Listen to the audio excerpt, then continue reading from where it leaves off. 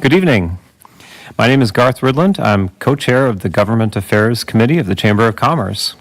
I'd like to welcome the candidates and the viewers at home to tonight's forum. With me is Barry Wilford, who's the President and CEO of the Chamber of Commerce, and we'll be sharing moderator duties tonight. Tonight we will be featuring candidates for Legislative Districts 18, 42 in Grand Forks, and also for County Commission.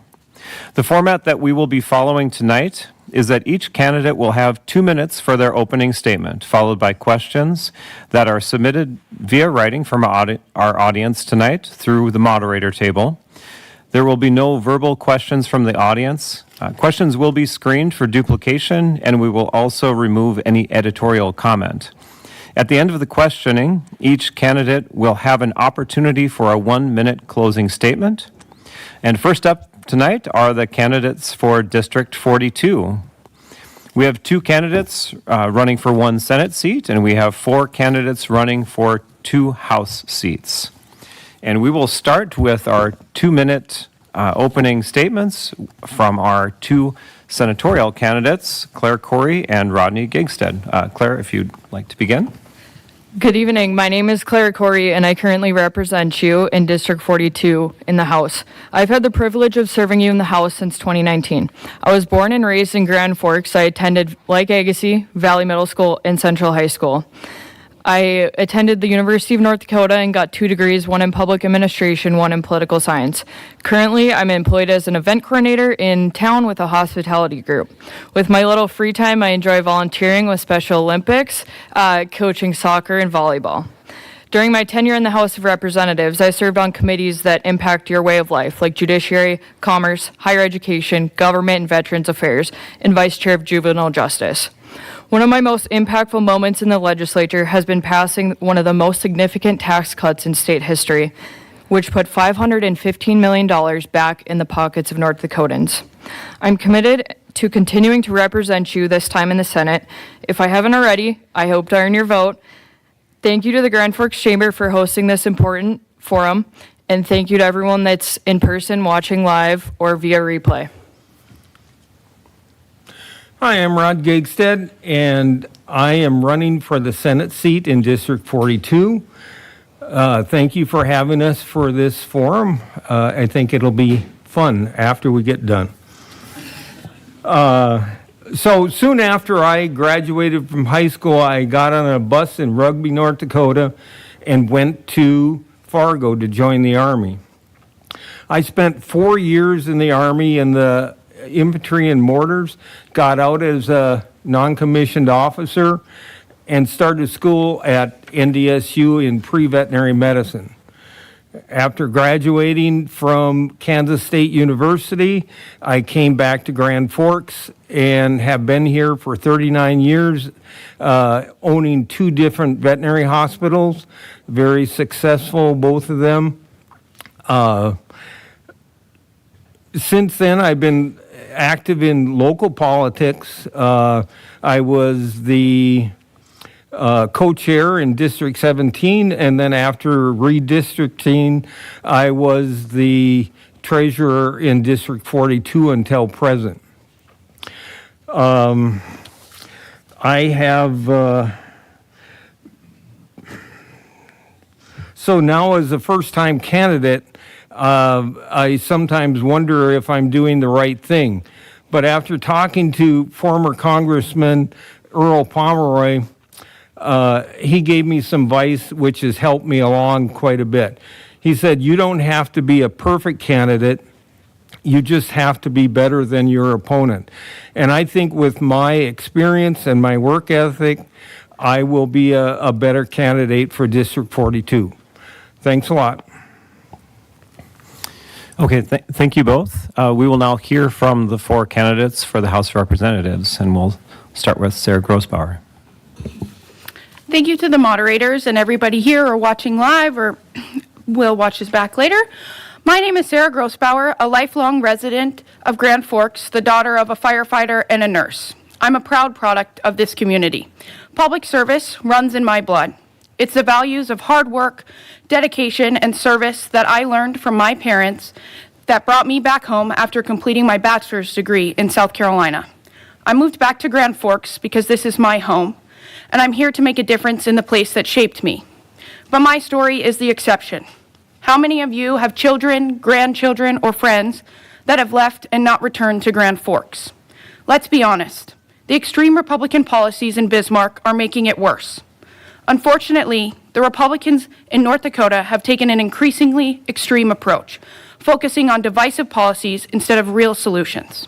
They've passed a near total abortion ban, threatening women's lives and personal freedoms. They've also targeted public education. They passed education policies that threaten to take your tax dollars from public schools in Grand Forks and funnel them to private schools in Fargo and Bismarck. They even passed book bans that threaten to put librarians in jail. Enough is enough. I'm running to focus on expanding opportunities, protecting education, and ensuring access to health care, not limiting the freedoms and opportunities of North Dakotans. As your representative, I'll fight to fully fund public education, expand access to health care, and build a stronger, more inclusive economy. I want to ensure that North Dakota remains a place where every person, no matter their background, has the chance to succeed. I'm asking for your vote before or on November 5th. Thank you. Thank you. Carol Hagan. Good evening, and thank you for having us. I'm Carol Hagan. I'm a candidate for District 42 House of Representatives. I was born and raised in North Dakota, attended and graduated from public schools, joined the Army to help pay for college and veterinary school, both of which were at land-grant colleges, so public education was essential to my career. Having served 12 years in the military, the last 4 as a captain in the U.S. Army Veterinary Corps, which brought me to Grand Forks, I value our veterans and will support them in their need for health care and other benefits. My farm and military background formed my moral and ethical standards and now supports and strengthens me in this new political endeavor of which I am deeply committed. I will support public education, child care, and health care for all of our residents to include mental health, women's health care, and care for our LGBTQ residents. I believe health care should be between the medical care provider and their patients, and that government should not be a part of the health care decisions. I do believe that the government has a place in helping provide or negotiating insurance benefits so that medical care is accessible to all citizens. The impetus that actually led me to run for office was watching the horrifying vision of January 6th insurrection. My military experience gave me deep appreciation and respect for the Constitution. I have very strong emotions when it comes to the Constitution and people's ethics and unlawful behavior. No one is above the law, and anyone breaking the law should be charged and prosecuted accordingly. I will stand up for the rights of all of our citizens, and I would hope we would hold everyone accountable for their behavior. We must work to maintain the democratic republic that our forefathers created, but we also need to adapt to new ideals as they unfold. Our country and state is stronger with a diverse and compassionate governmental body. Thank you. Thank you. Emily O'Brien. Thank you. Good evening. Thank you to the Chamber for Grand Forks, East Grand Forks for hosting the forum tonight. This is one of the best ways for constituents to get to know all of the candidates in one spot. As it was mentioned, my name is Emily O'Brien. I currently am the sitting legislator representing District 42. I serve on, during regular session, I serve on the Appropriations Committee on the Human Resources Division.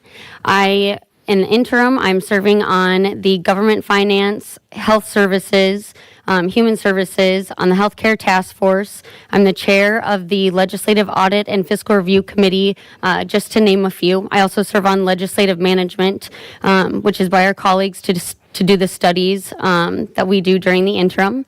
I have always felt that our job at the state legislature is to make the best decisions possible. I am not one that follows the party line on how to vote on things. I believe in bipartisan efforts and making sure that we do the best thing for the biggest outcome. I have enjoyed my time in the legislature for the last 2 sessions and continue to provide pro-business policies and moving the needle forward for our state. Thank you. Thank you. Doug Osowski. Hi, thank you for being here today, everyone. My name is Doug Osowski. I'm currently running for North Dakota House of Representatives. A little about myself. I was born in Deaconess Hospital here in Grand Forks and was raised in District 42. I attended Lake Agassiz School, Valley Middle School, and Central High School. After graduation, I went out to Western North Dakota and worked in the oil fields and met my wife. There we got married and had 2 boys. Then we moved back here to Grand Forks to attend UND. I earned a bachelor's and a master's degree in industrial technology. And I'm currently a system administrator for North Dakota University System. I just received a 25-year recognition award a couple weeks ago. So I decided to run for office when the House position opened up, when Representative Claire Corey decided to run for Senate, because I felt there needs to be more transparency, tax relief, and to ensure continued support for our law enforcement, military, and citizens. And that's all I have. Okay, thank you. At this point, we will take questions from the audience that are written down. We did receive one question that is a little bit more pointed towards one. We're taking questions that we can have a whole group of people answer. So we will start with the first question that came from our audience today. Last year, the legislature passed a near total abortion ban, which was recently ruled unconstitutional by the district court. Do you support or oppose that legislation that was passed? Why or why not? So we'll start from. I would say I'm a pro-life candidate. I voted for this bill and I fully support it, and I'm proud of it. But I'm also pro-family. There's necessary exemptions in our abortion code for rape, incest, and life of the mother, which I think is very necessary. We need to ensure we keep supporting mothers before, during, and after pregnancy, especially within the first 30 days. We should also support families who seek adoption and foster care. So I would say that I agree with that legislation. Well, I disagree with the legislation, and the reason is for what the judge put forward is the pursuit of happiness. And if we're making young people carry a baby that they don't want, then that is not getting to their area of happiness. And we need to support these people. If they are having to carry this baby, we don't need to support them just for 30 days. We need to support them for many years, because as it has been shown, any of these mothers that are not they don't have the support, and so their earning power is decreased for the rest of their life. I'm adamantly opposed to the abortion ban that was passed last session. I believe that the legislature of North Dakota has no business in my doctor's office or anyone else's with the so-called exceptions. Most people don't know that they're pregnant at 6 weeks. How are we to expect a 12-year-old who was raped to know that she was pregnant if she's not menstruating? I think it was a slap in the face to every woman across this state, every young woman, every mother, every grandmother, everyone who has a child. I was adamantly opposed to the legislation, and I support the freedom of women's health. I also disagree with the abortion ban. I'm not pro-abortion. I just am nobody should be in my doctor's office with me besides my doctor and me. I think that there's a lot of things that are misunderstood and maybe overrated on how we're trying to take care of the infant's health. The uterus or the fetus is just a jumble of cells until quite some time into the gestation, and we're not asking people to. There's no place in the world that somebody is asking people to abort a baby at 9 months and things like that. That gets thrown about by a lot of the far right, and it's just not fair to those that potentially have been victims of incest or rape, or that have a ectopic pregnancy. The doctors need to be able to do a D&C and not have the risk of being put in jail or losing their medical license because somebody in the government decided that it's the wrong thing to do. It should be between the patient or the woman and her medical provider. I guess I'm not sure which specific bill that is being discussed. I know there was a couple bills that got lumped together. A couple of the bills were killed. A couple of the bills had passed.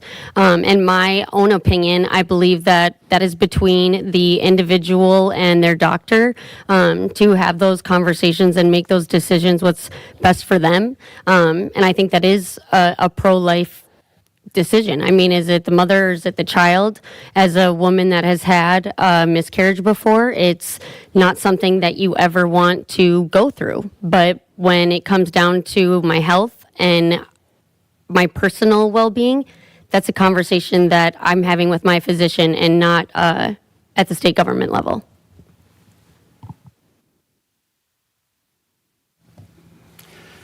I'm pro-life. I've never put a lot of thought into this decision before, so I know I wouldn't want to be involved in getting in the middle of it, but I am pro-life and I support what God wants, so. Okay, thank you all for your answers. We're going to continue with the next question and we'll stagger. So Rodney will have the first crack at this next question. So this one is a pretty straightforward question. Is your residence in District 42, and do you expect to continue to live in District 42 if you are elected? Well, I used to live in District 17 until redistricting, and now I'm in 42, and I haven't moved. So we plan on being here for many more years. Both Carol and I have retired mostly, so we plan to be here. I am the proud recent homeowner in District 42. So yes, I plan to be there for many, many years and enjoy my backyard with my two rescue dogs. So I'll be in the district for a while. I also was in District 17 until redistricting, and I have lived in the same house for 32 years, I believe now, and it is in District 42. I believe that this question is specifically targeted at me. There's been several conversations in the past. 4 years ago, it was the same conversation because my boyfriend and I have 2 children together. We are not married, and so I work very hard to still have my own house and my own, where all of my mail goes, my children have a safe and comfortable place to go that mom has and that dad has. We are still in a relationship together, and I think that that is the best decision right now for our family, and we'll continue to stand by that. I just recently moved back in June to a new apartment, or threeplex, if you will, and so that is where I am currently residing. I don't plan on moving. Been here for quite a while, so. I lived in District 42 my whole life, with the one exception of when I went to DC to work on the Hill, and I plan on staying. Okay, thank you. This time we will start with Sarah on response to this following question, and it's pretty broad. What are your thoughts on Measure 4? In my day-to-day life, I have the pleasure of working for North Dakota United, the Teacher and Public Employees Labor Union. So I have had the lucky chance to be working in opposition of Measure 4 for the last 18 months. We saw this coming right out of the legislature, knew it was happening, and so I am adamantly opposed to Measure 4. I think that it would leave a $3.15 billion funding gap in our biennium. Each biennium left, and yes, we can say that the government has to fund it at the local or at the current rates, but in 20 years, what does the market rate look like for $1 now? What does that look like in 20 years? It's not the same. Our communities will be suffering if Measure 4 passes. Our police department, our fire department, our public schools will suffer. Our snow plows, our waste disposal. I can't imagine what this would look like for our communities, but also when the legislature would convene next session, that's all they would focus on if Measure 4 passes. There would be not a single other issue that they would have time in their 80 days to go over. So I am opposed to Measure 4. I also am opposed to Measure 4.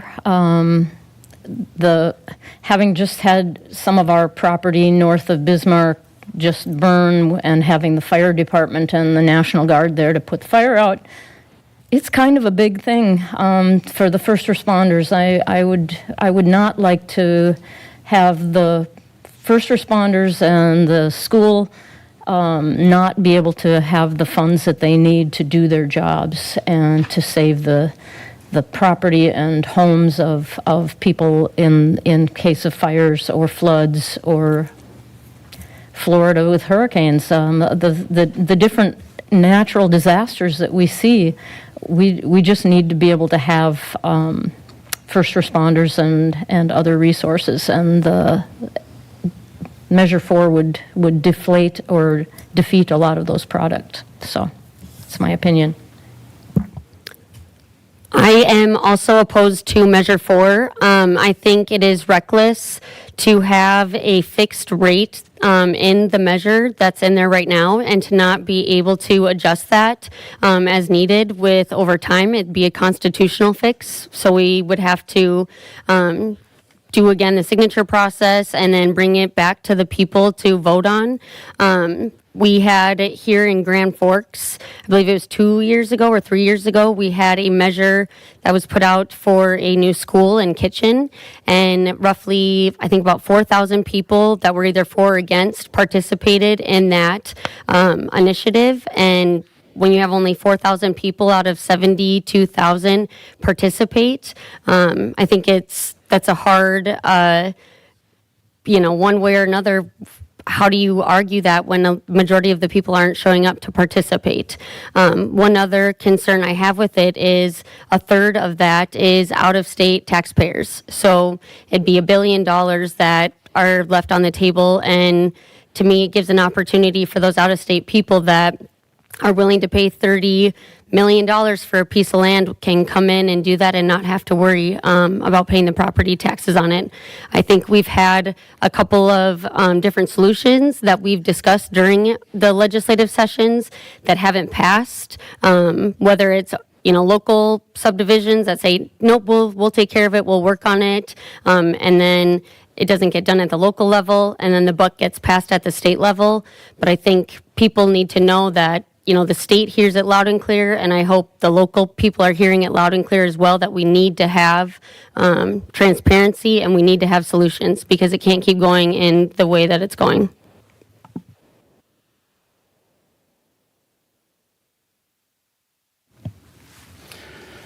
Measure 4, if it gets voted in, one thing we need to do is address it and redo our... Again, we need to address this after the outcome of the election passes. This would be the quickest way to relieve some financial burden on citizens that own homes and are subject to property tax. Lower unfair tax burdens, making more affordable. Do people realize that if property tax is reduced, it may provide $200? An example, my property taxes in 2021 were $2,398. Or $2,400. To make it easier. In FYI, my taxes are now $28.55 for 2023, an increase of $500. And all this is done from improvements from remodeling my basement. That's all I have. I trust that the voters will make the right decision for what they think is best for the state. I support all forms of tax relief for District 42 residents, but I also encourage people to be informed on the measure when they go and vote. If the measure passes, I'm the best person to deal with budgetary concerns. If it fails, I promise the first thing I'll do is work tirelessly to provide meaningful tax relief. For example, we should be focused on affordability for homeowners and their rising tax burden. Well, I'm totally against Measure 4 because there is no funding mechanism for it. And we need, if they would have brought forth some type of funding mechanism to pay for the deficit that it would cause, I think it's something that we could think of. But because we don't have any funding mechanism, I think we excuse me, we need to not pass this bill and then let the legislature get together and get some permanent property tax relief. Okay, thank you. Well, we will give you 2 minutes to answer the following question, and Carol's up first for this one. Do you have any specific bills or laws that you would like to bring to the floor if you were elected? I guess I do not have any that I am specifically ready to introduce. I believe that a lot of the people that are already there have bills ready that I would need time to be able to read and work with, and I think that, it's a little presumptuous sometimes to think that somebody who has never been in politics before would be able to jump into it and plan to introduce legislation. I think that I would be willing to co-sponsor something that someone else is bringing forward. But to actually produce or introduce a bill, I'm not sure that I'm ready at this time. 6 months ago, I wasn't even thinking of running for office, but things have changed a bit in my life, and it's a bigger issue right now. So, no, I don't have anything right at this time, but I have been talking to a lot of people, and I can work with a lot of people, and I would do the best that I can in the legislature to produce good laws that are helping everyone and not hurting anyone, hopefully. There are several items that I've been working on over the interim, and even more recently. One is the bureaucracy of some of the things that we have introduced from the past legislative sessions. When we pass new programs or policies, we have not had a communications person, whether it's in the departments or for us in the legislature, to help get that information out. So like, for example, the child care package that we passed was the one in the bill that we had was 66 million, and then there was a couple additional $1 million packages and other bills. So it was a total of 74 million, but we didn't have a communications person along with that to get that messaging out to the people directly. And so revamping some of the things there, being able to pivot for parts of the program that weren't effective. Having behavioral health is a huge concern that we hear about consistently. I've communicated with All True a couple times at the behavioral health unit that they are working on building out right now. That would be a $10 million ask, which would be a match from All True and at the state level. We did one similarly on the west side of the state with Dickinson. And so it wouldn't be a full $10 million match on All True's end, but working on figuring out those numbers. Workforce is a continued one. We have some really good outcomes from our interim committees that will be coming forward. And then one other one that I'm working on is having some state oversight on the North Dakota Insurance and Reserve Fund. Right now, there's about $6 billion in reserves there. And so looking at what that structure would look like to have some state oversight and involvement there.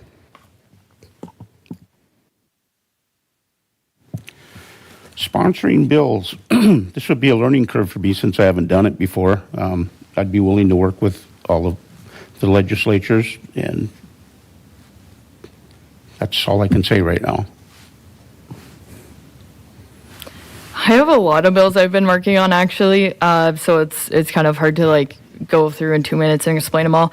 But I want to say, obviously, property tax relief's number one on my list, and I'm sure a million other representatives and senators will also bring forward some similar bill. Supporting our military and veterans, studying nuclear and other forms of energy, affordable housing, educational freedom, reducing red tapes, just to name a few kind of topic points. Well, first off, I think we need to pass a school lunch bill so that people, that kids can go to school and be able to concentrate on their studies, because that's going to help everybody in the years to come if they do well in school. I think we need to explore a paid family leave bill, at least study the family leave situation and see if we can come to a consensus on that. I think we need to repeal the extreme laws taking rights away from a group of North Dakotans, the LGBTQ people. There were some very extreme laws passed, and I think we need to repeal those. As a freshman legislator, I can't imagine sponsoring legislation right out of the gate, but there are several topics that I would support or co-sponsor, including child care tax credits, support for reproductive freedom. We saw the unconstitutional abortion ban be overturned. I believe that women need our support in the state of North Dakota. I support public education. We see money being funneled away from public education session after session, and I think we need to invest in public education. Our teachers are struggling enough, and we need to invest in them. I think there needs to be protection for TFFR, the Teachers Fund for Retirement. Last session, North Dakota PERS was overturned. I'd also support ensuring that that stays fully funded so that state employees and public employees are given the pension plans that they deserve. I'd also hope to see that ND PERS be reopened for new hires. That's all. Thank you all. We're now at the point where we can go to the closing statements, where you can have your 1 minute closing statement. We'll take the two candidates for Senate first, and we'll continue in the same as we did with the House candidates. Again, I would like to thank the Chamber for hosting this forum for us tonight. I have worked tirelessly for these past 5 years for you, and I hope I've earned your vote once again. I want to remind everyone that elections have consequences, and it matters who is elected from District 42. Legislative experience, policy-making experience, managing our state budget. It matters who sits on and chairs committees. It matters because we're at one of the most local levels, have the ability to enact the most change that truly impacts your daily living. I will fight for lower taxes, keep our government out of your daily lives, and take care of your family by providing them with safe communities to grow up in, the best educational opportunities to learn from, and a workforce that provides for its people. My name is Claire Corey, and I'm asking for your vote to be your next state senator in District 42. Thanks for having us here. North Dakota has many things going for it. We have a constitution that requires a balanced budget. We have oil and coal money that is helping keep it balanced. Unfortunately, the last legislature sent us back in time where prejudice was made law. We need Democrats in the legislature to supply new ideas, to moderate radical ideas, and to discuss and come to compromises that are better for all the citizens of North Dakota. And this is what I want to do in Bismarck. the District 42 Democratic candidates are working together and have a unified front to make things better. Thanks for having us.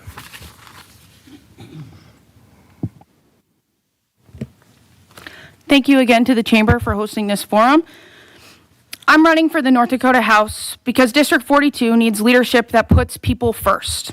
We need leaders who will fight for our public schools, who will make sure that families have access to affordable health care, and who will invest in our economy so that small businesses and workers can thrive.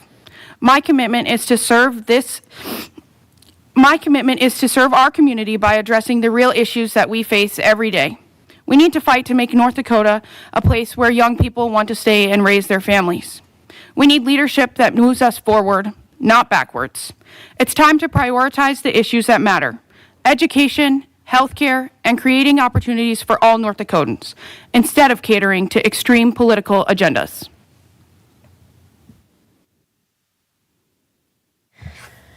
Thanks again to the Chamber for hosting the forum. My goal is to provide logical legislation that benefits the entire population, not just the supermajority. Public education is absolutely essential, and we must fund public schools K through 12 and increase access to pre-K education. We need to pay teachers fair and equitable salaries and provide for educational supplies needed for day-to-day learning. Book bans have no place in our society. Citizens have the right to choose reading material for themselves and their children, and librarians should never be at a risk of jail for having books on their shelves. We also need more transparency for conflicts of interest, and when there is a conflict, we need legislators to recuse themselves from any votes that would be affected. We need to enforce ethical standards which apply to all citizens, especially those in the legislature, and I will support any legislation that helps to ensure those standards are met. Thank you. Thank you again to the Chamber and to Barry and Garth for moderating the forum this evening. I, again, believe that decisions should be made in the household, and that's the jobs as parents to make the best decisions for their families moving forward.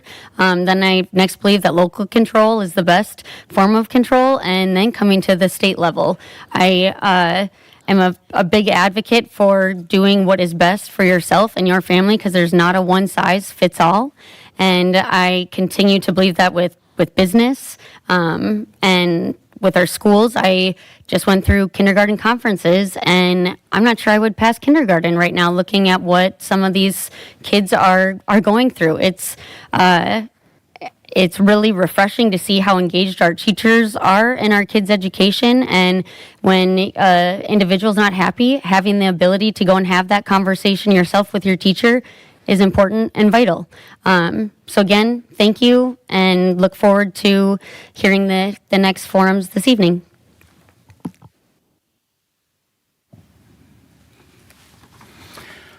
I appreciate your time here listening to me and the rest of the candidates. There is a need for tax relief. Governor Burgum and legislatures say there's enough reserves to be okay. My intent is to reduce as many out-of-pocket taxes as possible. Also, I want more transparency. We, as taxpayer citizens, should have easier access to where our money is going and who receives it. There should be an easier way to access information. I'm hoping to have this discussion with my District 42 constituents. Feel free to contact me if you have any questions, concerns, or may have anything about my stances. Okay, thank you all tonight. Thank you all for taking the time to go out and knock door to door, meet the folks in your district. Thank you for taking the time out of your lives to put that forward and potentially serve, your District 42. On behalf of our Chamber's Governmental Affairs Committee, I'd like to thank you all for your participation and everybody for coming. We want to remind everybody that Election Day is Tuesday, November 5th, so please be sure to get out and vote. We also want to let you know that this forum is on the city's Facebook channel, and we will now take a 5-minute break and return with the candidates from District 18. Thank you very much.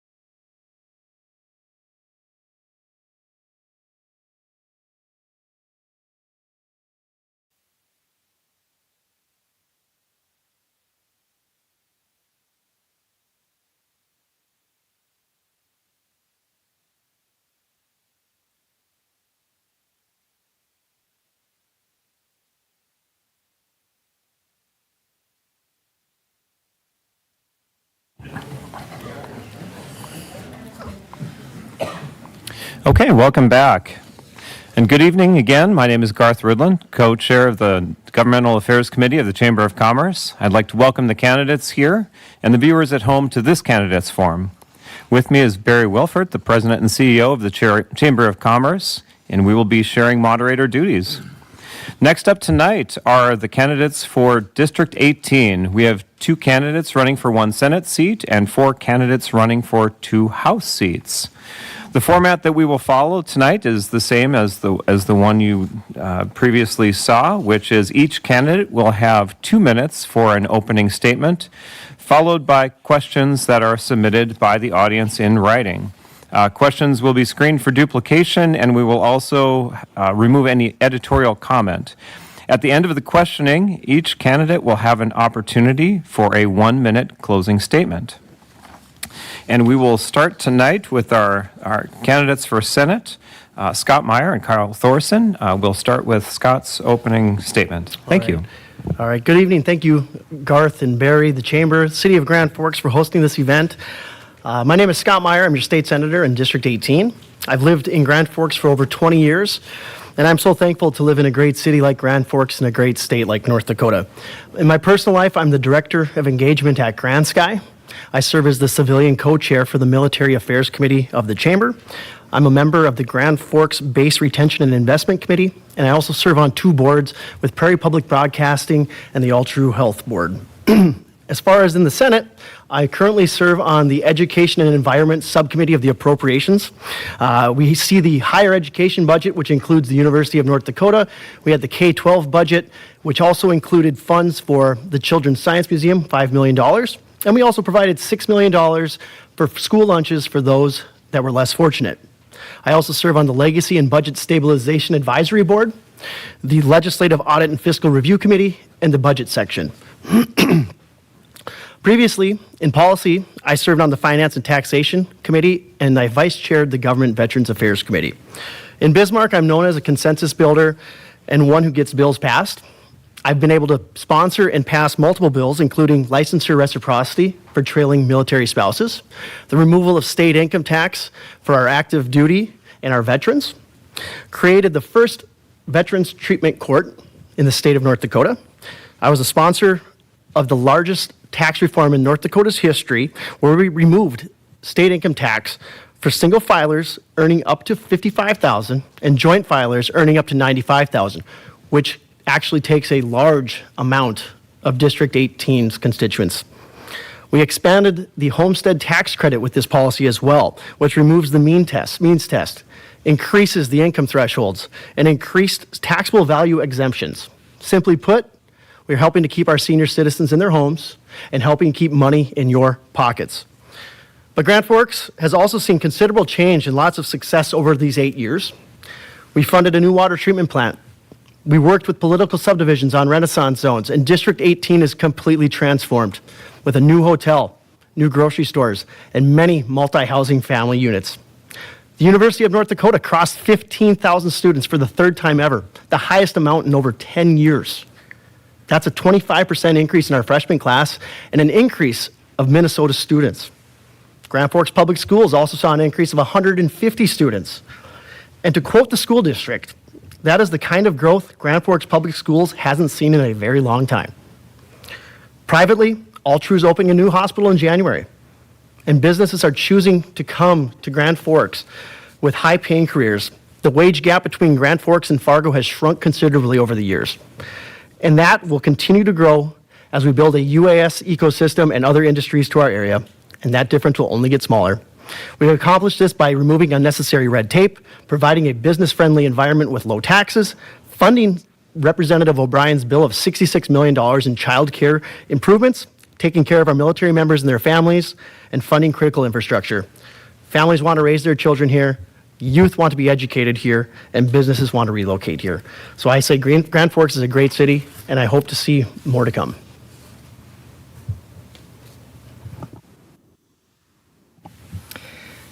Hi everyone, I'm Kyle Thorson and I'm a small business owner of Archives Coffee House, and I'm also a senior HR business operations manager at Amazon. Many of you know that I previously have run before, and I'll be honest with you, I was not going to run again this cycle. Elections are a ton of work, as many of you know. You knock doors, talk to a lot of people. And honestly, I found myself wondering, am I the right person to be doing this job? Does Grand Forks need me? And then I went to our state convention and listened to Denver Riggleman, who was a previous Republican congressperson out of Virginia.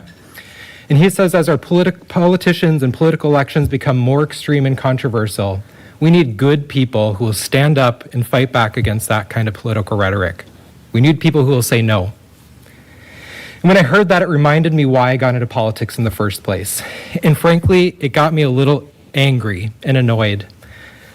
You may or may not have been paying attention in 2023, but that legislative body was one of the most extreme that we've seen in North Dakota.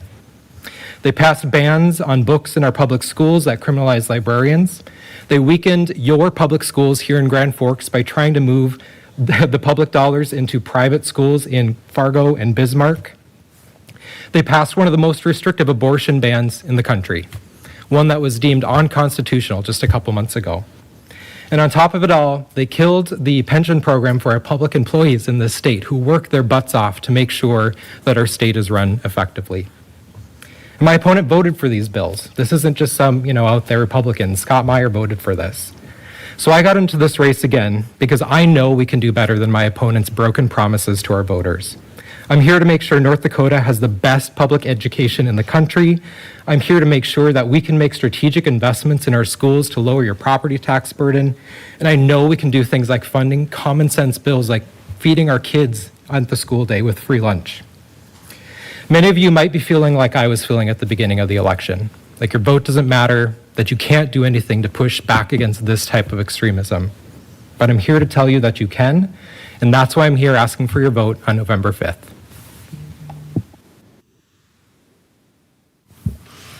Good evening. It's kind of like reading in church. I just want to thank the Chamber for having this forum for us this evening and for Garth for moderating it and Barry. I'm Mary Adams. I've lived in Grand Forks, North Dakota my whole life. I went to parochial school is what it was called at the time, and then to private school. I've seen so many changes here. I remember when a lot of the roads were dirt roads. That's how far back I go. I've been married to the same man now for over 50 years, about 48 of them happily. We have 2 children and 3 great-grandchildren, and I'm running because there's just so many things that we can do better in North Dakota for North Dakotans. We look at, there's so many complex things, school lunches, helping our seniors stay in their home, K through 12 education, early childhood education. And there's, both sides agree to this. We just got to meet and get it done. There's property tax, seniors, that's a big burden on them right now, and we got to work on that. And I'm a senior, so I'm really going to work on that. And but the thing is we have to come together as a legislature, and we need to get rid of the far extremists and work together like most of them do. Both sides coming together and working for the good of all North Dakotans. And we need to get a little bit tighter on certain things, on certain budget matters. We can't just give it all to the rich. When they come into our state, we just can't say, yo, come on in, we'll give you lots more money just to be here. That money could be used for much better things. So I'm asking for your vote on November 5th so I can go and try and make a change and work well with the other legislators and get something done. Thank you. Good evening, Mr. Ridland, Mr. Wilfert, and all. I'm Nels Christensen, and I'm running for District 18 House of Representatives because Republican policies work in North Dakota. Grand Forks and Manville areas have great momentum under Republican leadership. Our population is growing because people want to raise their families here. Our university is growing because students are getting a good value for their education. Our economy is thriving because both established and new industries can prosper in our low-cost business-friendly environment. This is why I am honored to run with the successful District 18 Republican team with Senator Meyer and Representative Vetter. To introduce myself, I am a railroad roadmaster supervising the construction, inspection, and maintenance of track and facilities. With my wife, Kristen, I am blessed to raise our 3 young children whom we homeschool and raise in our Christian faith. I'm treasurer of my church, and I recently started teaching 3rd grade Sunday school. I have a degree from University of Southern California in business administration, and I've been active in the Republican Party for a number of years. I am running for House in District 18 to protect the liberty of my children and yours, and to ensure that North Dakota maintains its strong momentum into the future. I support lower taxes, property rights, individual liberty, and economic growth. I will serve you to ensure that Grand Forks and North Dakota remain the best place to get an education, start a career, raise a family, and prosper in business. Thank you.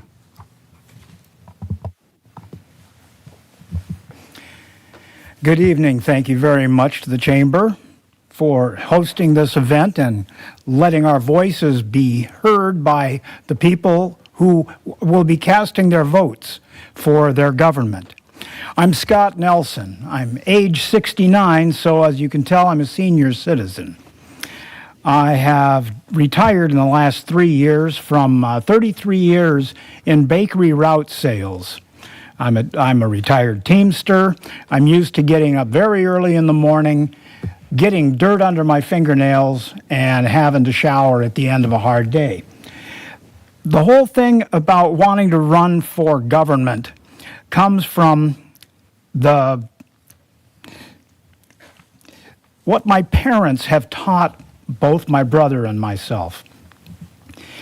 It's good to work for things and to make something for yourself. But all of that only counts in one side. You have to be able to give back to your communities, give back to those around you. And politics is not just giving, and it's not just taking. It is a dance back and forth between parties and individuals. We are all different. None of us is just exactly like the other. So we must go into this endeavor knowing that whatever we want to do, somebody is probably not going to like it. So that's why it's important in our culture today to come away from the edges and move closer to the center. Most of the people reside close to the center of where the issues are. My father was a career Air Force man for 20 years. He was a security policeman, so he was low on the pecking order. But he was the tip of the spear at every Air Force base he ever worked at. I was born in Hawaii, don't remember anything of it. The first place I remembered was Offutt Air Force Base, Omaha, Nebraska, Strategic Air Command Headquarters. My father was actually stationed at SAC headquarters on the base. And at Offutt Air Force Base, he served there through the Cuban Missile Crisis, knowing that at any moment, if things went wrong, Offutt Air Force Base was dust in the wind, along with his family. My parents never preached politics or religion. They made sure that we had what we needed to get a good education. And as a person who was invited by Cory Mock, the Democratic legislator for District 18, he wanted me to run. I bring an awful lot of heart, compassion, and intelligence to the table, intelligence from the working world. where you guys all come from. So I am here as a student of history to help keep things on a straight and narrow course. Thank you. Thank you, Chamber. Thank you, Barry. Thank you, Garth. Hi, I'm Steve Vetter. I'm running for re-election for House of Representatives. It has been my privilege to serve you, but it's been my greatest honor. It's been my greatest honor to have a real impact on people's lives by passing legislation. A little bit about my resume. I started out, I grew up, born and raised here, grew up, went to high school, Red River. I graduated and made my career as a cement mason for about a decade. Concrete guy, turned around, was a financial planner, investment advisor. Did that for about a decade. Came here and now I'm a certified residential appraiser. That's what I do for a living. I serve on the Government Veterans Affairs Committee and the Judiciary Committee. I have served now 8 years, and I told you when I ran 8 years ago that I'd make it better, and I believe we have by passing record tax relief to combat inflation, protecting civil liberties from government overreach, by growing our economy and jobs, by allowing businesses to thrive, by having a business-friendly environment, or simply offering common sense solutions to complex problems. I'm proud of my record, but there's still more work to be done.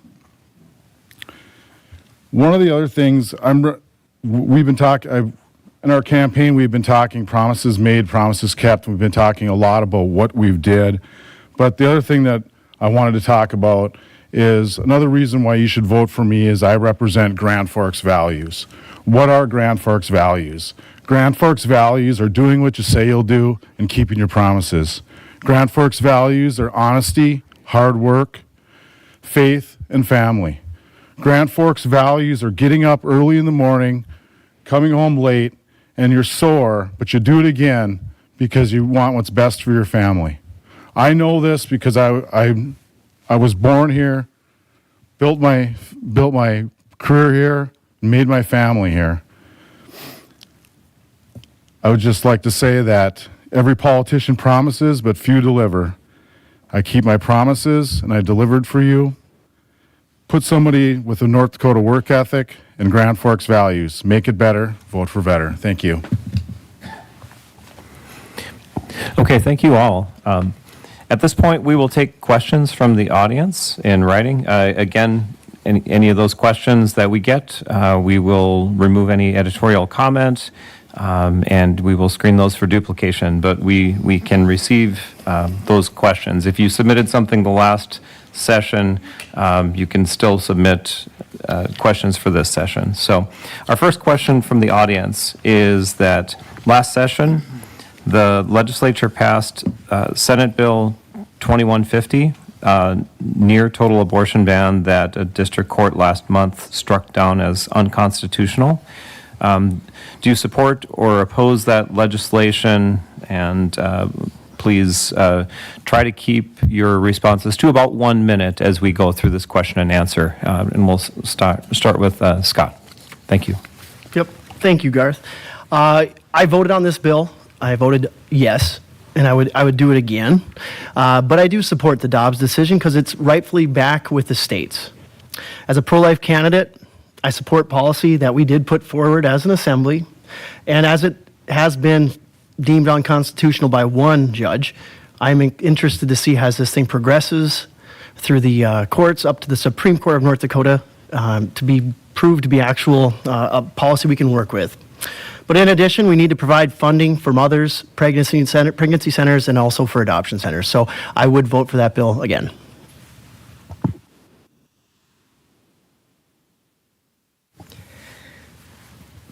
So the question is if I would vote for the unconstitutional bill that we passed last session, and the answer, of course, is no, because I don't believe in passing legislation that's unconstitutional.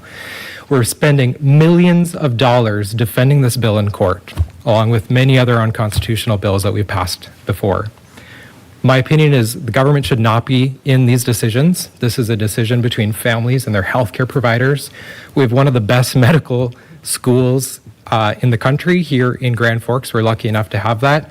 And lots of medical students talk about moving out of the state because they're afraid to practice here, because they know that when we pass laws like this, it makes it more difficult to practice in the state. These are tragic decisions for a family, and I think it's hard when we spend time politicizing them. It's unfortunate that we do those types of things. And personally, I would like to support something like reinstating Roe v. Wade, which did provide appropriate guidance and parameters for abortions, keeping people safe while also making sure that we're doing the right thing. So, thank you. This is a tough one, but I'm going to go. I'm not pro-abortion. I do not know one person that is pro-abortion. What I am pro-life. But after the baby's born, there's pro-life versus pro-birth. And after the baby's born, if you do nothing for that child, you are not pro-life. It doesn't stop at the uterus. You know, it takes two to make a baby, and why aren't we doing something to keep... You don't see the men going to the doctor saying, I think I want to get my wife pregnant, how do I do that? Then there's everybody in there with them. And the only thing is that a woman and her doctor, that's almost the most private thing next to a woman and her husband or a woman and her partner. You go to the doctor's office, you can do anything you want in there. You can tell them everything. And if it's not your time to have a baby, then you and your doctor make that choice. It's not you and a bunch of legislators saying, no, you can't do that. And I'll tell you this, if a man had a baby, it'd only be once. I tell you, they said that for years. So my choice is, and then you hear about the religion part of it. When my time comes, I will be the one talking with God. It'll be just me and God, and nobody else will be in that room. And that's how it should be with a woman and her doctor. As a father of three, I am unapologetically pro-life. The consensus pro-life statute passed by the legislature protects the dignity of life of the mother and the child. Due to ultrasounds, having seen and loved my children before they were born, I cannot deny the reality of children's humanity pre-birth. We must support mothers and children who are in needy conditions or difficult situations with a good social safety net. And government should protect the right to life as a core value. Thank you.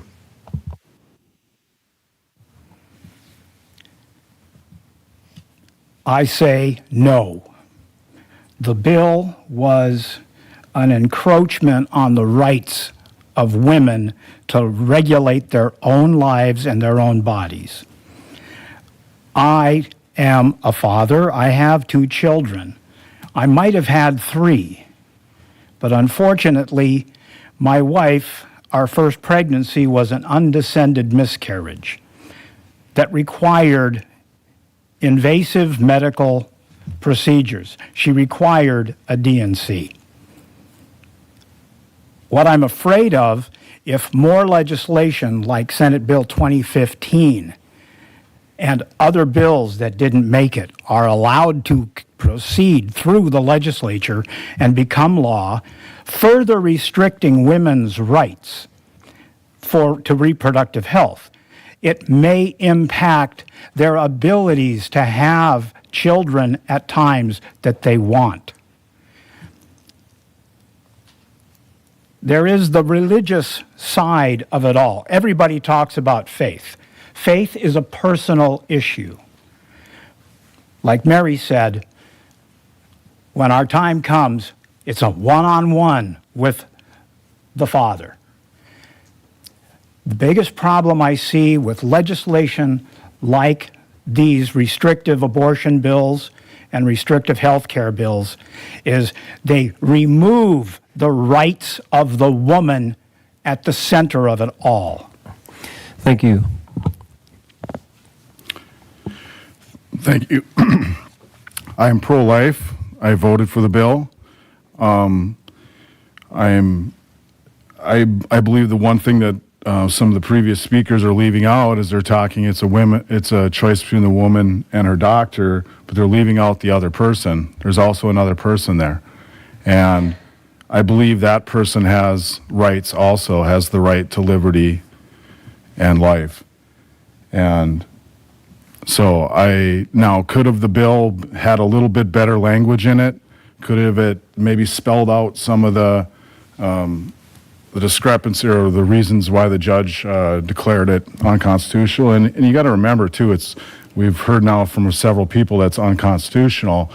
It's deemed unconstitutional by one judge. It's not going to be unconstitutional unless 4 out of 5 of the Supreme Court judges declare it unconstitutional. So. Thank you. We have a broad question here to answer, which will be started by Kyle Thorson, and that is, what are your thoughts on Measure 4? Thanks for the question. I'm against Measure 4. It's a bad bill. Shouldn't have been put on the ballot in the first place for a few reasons. One is because property tax is a key part of keeping government local. It's something that pays for our schools, pays for our firefighters, pays for our police, and those are things that I believe we all can agree on. Roads, we can go on and on. The reality about this is if you think about that property tax being completely eliminated, it's going to rely on something like a sales tax to replace that revenue or something else coming in. I'd rather us have smart strategic investments at the state level, maybe using some legacy fund dollars to offset property tax burden and making sure we can create smart investments that do that for us rather than total elimination. At the end of the day, not everybody, if we move to a sales tax as an example, sure, it's going to benefit property tax owners, but you're also going to start taxing people who don't own properties. Disproportionately, that's going to impact people who are in apartments, who don't pay property tax now, but would pay more in sales tax. So I believe we can do a better job of giving property tax relief without complete elimination. I'm opposed to measure number 4.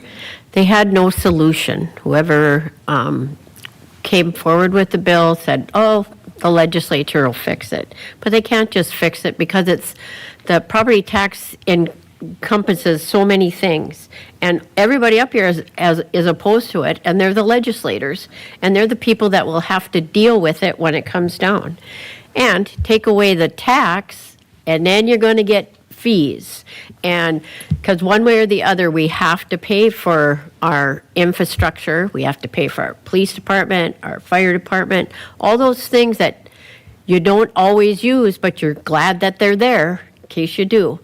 And it's just not a good bill, but we need to work on to find a way to find permanent tax relief, property tax relief for the citizens of North Dakota. Thank you. I trust the voters will make the right choice on Measure 4, but I am not advocating for it. In general, I strongly support lower taxes or eliminating taxes when possible. Reduced tax burden benefits the residents of North Dakota and it stimulates economic growth. But one of my concerns with Measure 4 is that elimination of all property taxes makes North Dakota even more dependent on volatile oil and gas revenue. Billions will go to out-of-state corporations, and while I support commerce, I think we need to look after North Dakota families first. I know that there is a strong commitment from legislative leadership and our likely next Governor Armstrong truly to fix property taxes for the long run. They acknowledge that the buy-downs and taking over social services and other expenses has not been effective since local entities have continued to increase spending and increase taxes. I support targeted reform that greatly reduces property taxes paid by owners of primary residences. This needs to limit the ability of local entities to increase property tax rates on existing properties. So I also encourage those who are opposing Measure 4, I encourage them all to get behind a solution for property taxes, or it's just going to keep coming up again and again for votes. Thank you. 1 minute, please. I'm going to agree with some of the things that Nels said. But the one thing that I totally disagreed with measure number 4 on when I read it was it eliminated property tax on assessed on value of the property. And it did not cover replacing those funds other than maybe we can take it from the legacy fund. No, any measure that is proposed to solve a problem must offer a solution within the proposed legislation or the proposed measure. I am against it as it stands, but I am for making moves within the legislature to find solutions to reduce property tax burdens from property owners, and also insist that if there's any property tax relief, that investors and landlords pass those savings on to their tenants. There must be some equity in the situation for all residents. Thank you. I'm running for legislature, so I'm not an advocate on this constitutional issue. I have two concerns. One, it's the Constitution, and you can't really, and once it's in there, it's very difficult to change, or you have to go through a whole nother measure process to change it. And in saying that, the other big concern I have is the number, 36%.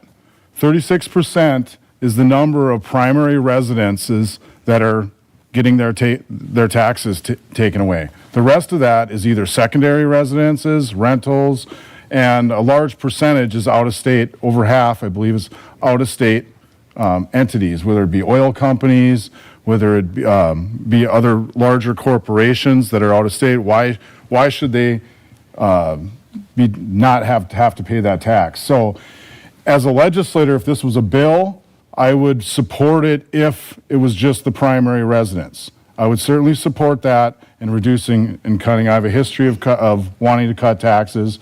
I have a history of voting for bills with property tax reform. Unfortunately, has not come to that point. If it passes, we'll find a way, I guess. If it fails, I believe there's at least 40 different bills in the legislature right now that are ready to change it. Okay, thank you. We'll give you... I guess I'd like to answer if I could. Sorry, I didn't mean to cut you off. Sorry. That's okay. Thank you, Garth. But like many people here, I'm also frustrated. I'm frustrated when I see that sticker shock when that county bill comes through and it's 22% increase. But let's not forget property taxes are set by the local government and they should be held accountable. I don't think centralizing spending in Bismarck is the right answer. However, if this passes or fails, the legislature is going to have to take a hard look at this next session. We have bought down property taxes over the last 11 years, totaling about $27 billion. Many of you haven't felt that. And the reason is we haven't put guardrails to combat against backfilling. But let's just do some quick math. If we're going to do a 5% budget cut on the general fund, we're looking at about $300 million. A 1% sales tax increase is $480 million. 10-cent fuel increase, $134 million. Increasing corporate tax and other fees, we're totaling at about $800 million. Add that up with the budget cut, we're at $1.1 billion. We're still $2 billion short. We've got a long way to go. I could look at ways if we're going to work on owner-occupied, but I don't want to start with the investment properties, the centrally assessed, those things. So no matter what, your legislature will be working on this in 2025. Now I can say thank you, and I had one job and I didn't do it, right? So we're going to give you each 2 minutes to respond to this question, and it is, what specific bills or laws would you be interested in bringing to the floor if you were elected? And we'll start this time with Mary Adams. Well, there's so many things that need to get done. I try to sponsor K through 12 education, preschool education, feeding the children, feeding the seniors. The price of home delivered meals has gone up for them, and there's a gap. There's only so much money that the seniors that they have to make these meals, and then when they run out, they have to look for alternate funding to continue to get the meals to the people who need them. Also, more help for seniors so they can stay in their homes. Maybe it would be, just someone stopping by. Well, the Meal on Wheels person, just to say hello and make sure they're all good. Permanent property tax relief for all the people. And, they have a base for it, and then go from there. Just if everybody is on the same playing field with their property tax cuts. And property tax cuts for the elderly. I know that a lot of them have the homestead credit, but a lot of them don't apply for it because they don't know about it. Again, it's a communication thing. So there's a lot of things. But then I would also work with the other legislators that are there that, they do have good bills. They do have it. And I would be very happy to sponsor those with those and work to get those bills passed, because that's what we do. We have to cross the aisle. I know people don't like saying that, but we have to cross the aisle and work together to make North Dakota a great place that it already is, to make it a better place for all the citizens. Thank you. Thank you. I will introduce bills. I need to hit the ground running, but I don't have any specific proposals that are prepared and ready to discuss right now. I'll have discussions as we get closer to the session, and I'm also entering this role with a great deal of humility, recognizing I will have a role as a legislator this session, and I will be introducing bills this session, but I need to approach this listening to the voters of District 18, listening to leadership in the legislature, and finding then what my role is going to be in sponsoring and assisting with legislation during my first session and my first experience as an elected official. I am listening intently to voters right now as I knock on doors and talk to them, and so we will have some proposals together after the election. But I will be a voice for property tax reform that benefits primary homeowners. I will be a voice for educational freedom, so all parents and all families can choose the school that's best for their children, regardless of their economic well-being, and smaller government and economic prosperity for everyone in North Dakota and District 18. Thank you. As a freshman legislator, I would not be looking to bring bills to the floor right away, because I know there are so many out there that I do support that are still in committee and still in the hands of many of my Democratic friends. But I'm definitely going to be paying attention to paid family leave for family members and caregivers, school nutrition programs to make sure that students start out their day in school with a healthy, nutritious breakfast and a lunch, and that no one is denied good nutrition. We need to make sure we fortify our public schools, and by doing that, we start with the nutrition and the well-being of the students. Students who don't get good nutrition don't perform as well within the school system. And that helps to drag down the school system performance. Any little thing we can do to help improve school performance will improve the society as a whole. Also, with public education, we need to keep the funds raised for public education for the public education systems. I am against any voucher system that would siphon money away that the taxpayers provide to go to private schools. Also, I am very distressed by all the anti-discrimination type legislation that has been offered in the last session, primarily against LGBTQ and women and their health care decisions. We need to make some changes there. So I will work against bad legislation or legislation that goes against the rights of the individual and work more towards bettering society as a whole. Thank you. You won't need any on-the-job training with me. I'm ready to go day one. I have bills ready to go.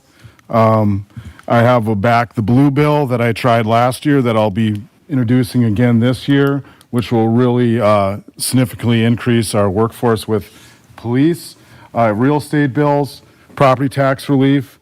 How we just passed a bill out of interim dealing with housing shortages, homelessness, property rights, child support issues. I've dealt with several of those. I wanted to say another thing is one of the previous speakers had talked about we need to do a lot of things for seniors. Well, the good news is I already have. We passed Social Security exemption. They're exempt from state income tax, the homestead tax credit. So seniors aren't kicked out of their home as long as they're under $70,000. Medical cannabis reforms. I was the prime sponsor in those bills, and you'll find that it's seniors that are the ones that want those things. FaceTime for grandma. I passed a bill that gave the rights, electronic communication rights to nursing home residents. So I think, I have a history of passing bills and getting things done, solving problems. I'll continue to do that, and we'll go forward from there. Well, many of mine will be more appropriations focused, but if I am reelected, just know I will be sitting at the table on property tax reform. I'll continue to work with UND and Grand Forks leaders as we identify their legislative priorities next session. During the interim, we've had multiple meetings with the Grand Forks Public Schools and the Grand Forks Air Force Base about funding a new Twining school, which has been a very big lift. And we'll continue the conversation on the airport intersection and making sure we're funding the Red River Valley Water Supply Project, which is very, very important for the valley. As far as policy, I am the civilian co-chair of the Legislative Military Caucus. We've had multiple meetings in the interim identifying quality of life military policy that will hopefully pass next session. Thank you.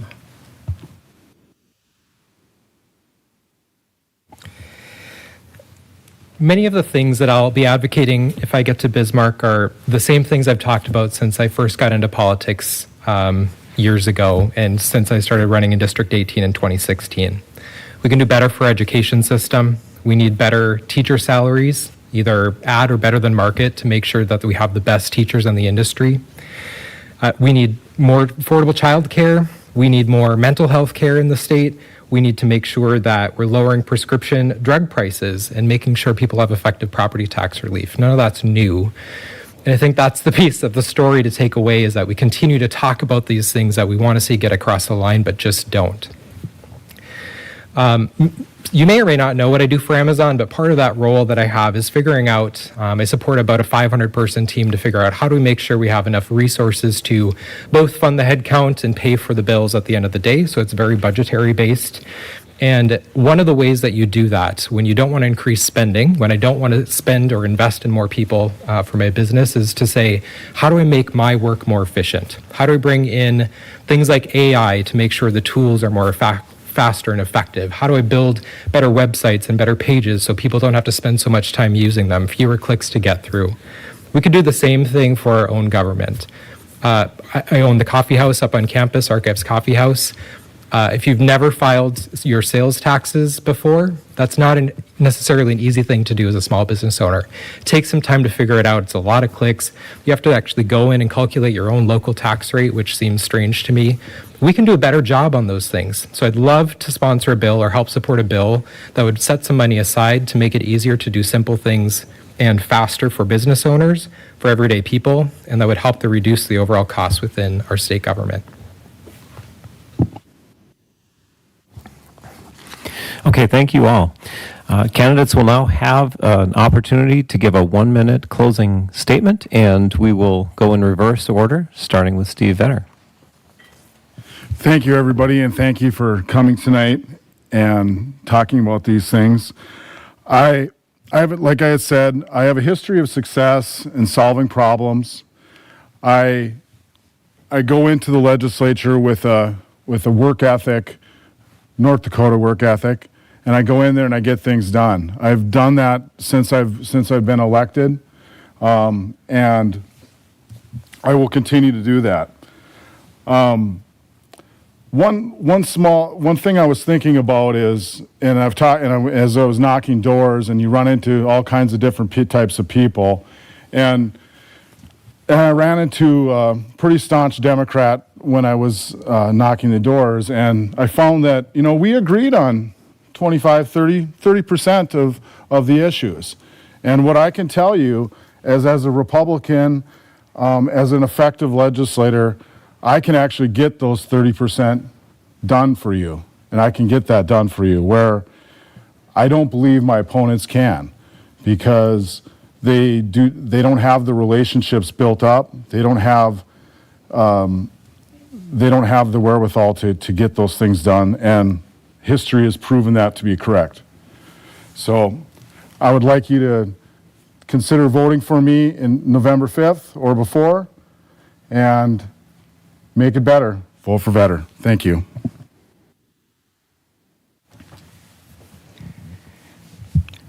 I have, in my 3 years since I've retired, I have worked with AARP's Tax Aid Foundation, 3 years as a voluntary tax preparer. So I'm very familiar with the homestead property tax credit, and I've been selling it hard this last year. The biggest thing I can bring to Bismarck is the ability and willingness to work with anyone. I've, in my 33 years as a Teamster, I had to sit across the table from my employers for negotiations. So the bare knuckle fights across the conference table, it's a thing of the past. It's getting down to business, finding out what works, what can work, and what can't.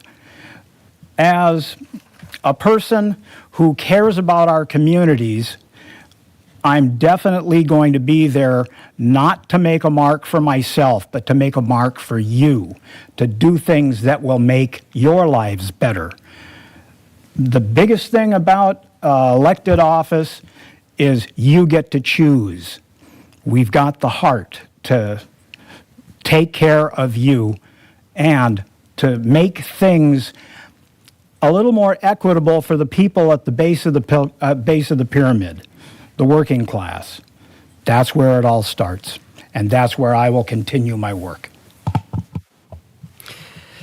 Thank you, Mr. Ridland, Mr. Wilfert, and everyone in attendance. I'd like to thank everyone who's watching online for taking the time and effort to make informed decisions about the future of our great state, North Dakota. We are very blessed to live here in North Dakota, and especially in the Grand Forks and Manville areas. We are growing. Families want to move here for our great quality of life. Our university is strong. UND is rising to meet the workforce needs of the future with increasing enrollments and robust return rates for students. We have innovative businesses that are expanding: UAS, agriculture, technology. We are investing in our infrastructure. These are all Republican policy solutions that have enabled the phenomenal momentum that we experience today in the Grand Forks area and in District 18. When we lower taxes, respect property rights, create a strong business climate, we provide the opportunity for our children to thrive right here in North Dakota and Grand Forks. That's why I'm honored to join the District 18 team for the North Dakota in running for the North Dakota legislature. I encourage you, protect the momentum that we have by voting for your District 18 Republican team, Meyer, Christensen, Vetter. Thank you. Well, I kind of don't know where to start. Grand Forks, North Dakota is a fantastic place. Lived here my whole life. Traveled all over the country. Never found any place better, really. There's just not any place better. Running for District 18, I want to keep North Dakota the way it is. The problem is that we have a supermajority. And when you have a supermajority, everybody just votes that way. They don't ever come up. Nobody argues within the party. They go, oh, yeah, we're good. It's covered. But nobody stands up and says, that's a bad bill. Who are you helping? Who aren't you helping? Why are you doing that? You need somebody that has a voice, that will work with them, but then has the voice to say, this isn't right. You know, my mom used to serve liver, try to tell us it was steak. That never worked either, you know? It's like, you just don't accept what it is because someone told you what it was. You need someone that'll fight for everybody, not just one group. They got to fight for everybody. And that just takes a long thing. So I just want to thank everybody for coming out, for listening to us, and everybody with their different points of view. That's a great thing too. We live in a great state with great people. Want to keep it that way. And I would appreciate your vote on November 5th and get there and just so I can work for North Dakota. Thank you.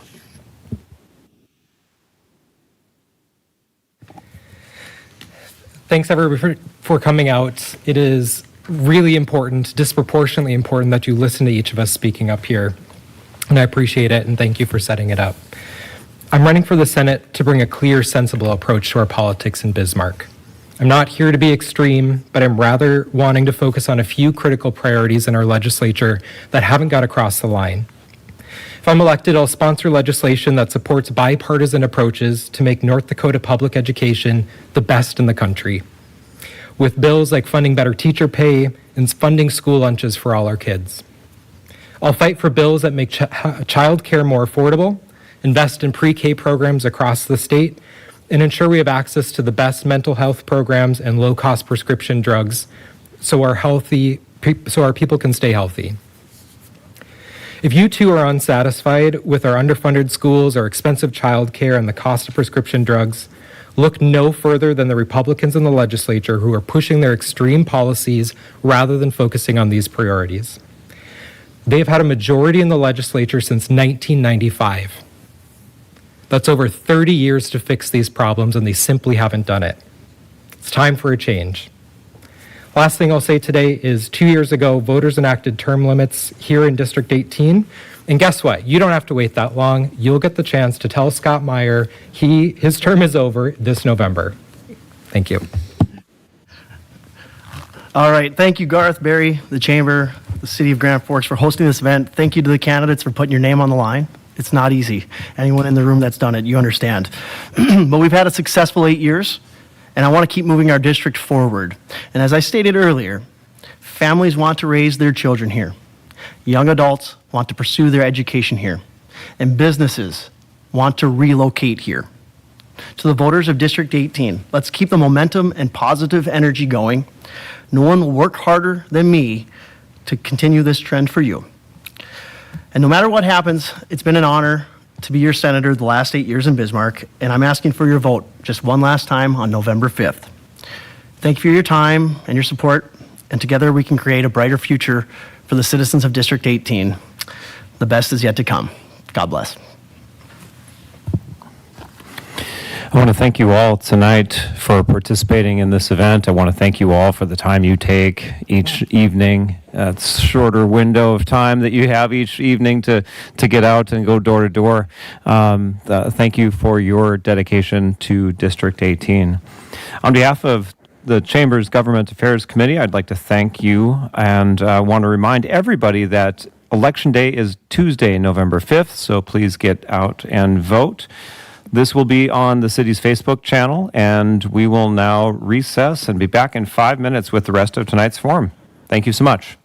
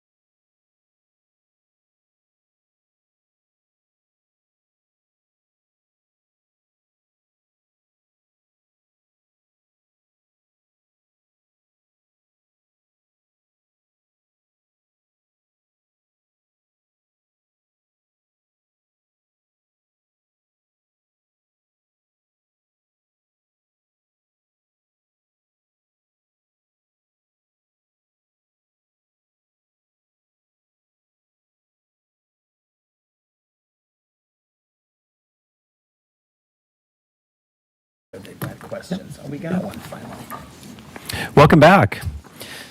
Good evening. My name is Garth Ridland, co-chair of the Government Affairs Committee of the Chamber of Commerce. I'd like to welcome the candidates and the viewers at home for this candidates forum.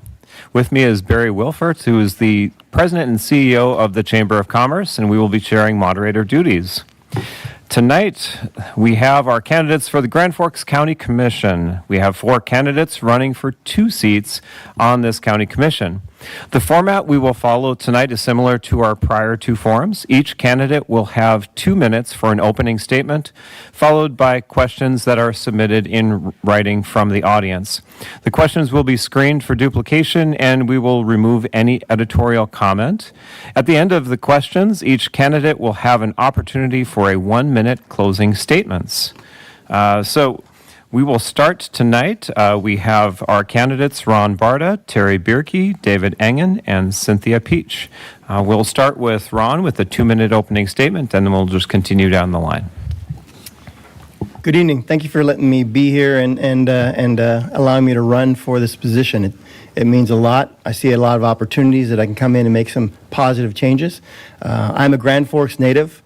I was born right here in Grand Forks, and I was raised in Inkster, and then I graduated from Midway High School. I left in '87, joined the military, served for 23 years, retired, and then I was asked to serve with the federal government and have been since 2010. About 37 years now I've been serving the public. My forte now is process improvement and fiscal responsibility. I've provided a lot of cost savings to a lot of the projects that I operate on. I ran a $1.7 billion program for the Department of Defense in Europe, managing the aviation program. That's everything from new equipment fielding, sustainment maintenance, and day-to-day readiness and operations. From there, I moved on to Department of Homeland Security, where I now run all of the facilities on the northern border for Customs and Border Protection, from Washington State all the way to Grand Portage, Minnesota. My responsibilities are planning, programming, budgeting, and execution, and I do that quite well. I've earned many, many awards, and I've saved hundreds of millions of dollars to the federal government. Unfortunately, they found other ways to spend it, but I can honestly say that I saved it. The reason I'm running is because since I've moved back home in 2021, I've continually seen my taxes raised over and over again. And I've seen a lot of what I've fixed with other programs that I ran happening here. And that is, we're losing sight of the picture. And that picture is, we need to take care of our facilities and we need to take care of our people. As I'm walking around Grand Forks County, all the towns and the city, I run into the same verbiage from those on a fixed income. They're fearful because they can't live under the taxes that we're providing. I'm here to fix that. I'm here to cut the budget. That's my goal, and that's what I'm going to do. Thank you. My name is Terry Bierke. Thanks to the Chamber for putting this forum on. I want to state a couple things here to begin with. I lived 40 years in the city of Grand Forks, and then I moved out to rural Manville. I wanted to live in peace, but thanks to the incumbents, I'm now running again. I will never vote for a county sales tax, unlike the incumbents. I will never vote to raise your property taxes, unlike the incumbents. I will not tell you that I support lower taxes and then on a regular yearly basis vote to raise your property taxes. We will go through the budget and prioritize spending. And a side note, getting budgetary advice from my incumbents is the equivalent of me being the keynote speaker at the 2025 International Conference of Vegans. I will put forth a 6-year capital improvement plan. And a capital improvement plan is not going when concrete falls on cars, it's time to start doing something at the ramp. That's not a plan. That's a reaction to a failure to plan. We need to look at deregulation and lowering taxes to grow the towns not named Grand Forks and in the county itself, the rural part of the county. We need to try and do things to let people live their life freely and expand out there instead of find ways to not let them move to the county and keep them in Grand Forks so we don't have to provide any services or give people any freedom. We need to look at the size of the lots. Look at the other major cities and the subdivisions and what's grown up around those towns, and then look at Grand Forks. We want to say no. It's time to get people in the county who want to say yes to let people live. So we need to look at lot sizes, we need to look at how we let vehicles in. When I was on a county planning commission, city council member, there was a discussion about how many entrances you can have. If people can back down on 1200 of Belmont, they can get on a county road without hitting a combine. I have complete confidence in that. Unlike the incumbents, I do not believe you're an ATM machine that you can go make yearly withdrawals because they've raised your taxes again. Cutting mills is not a tax cut. You can cut mills and your property taxes can still go up. Thank you.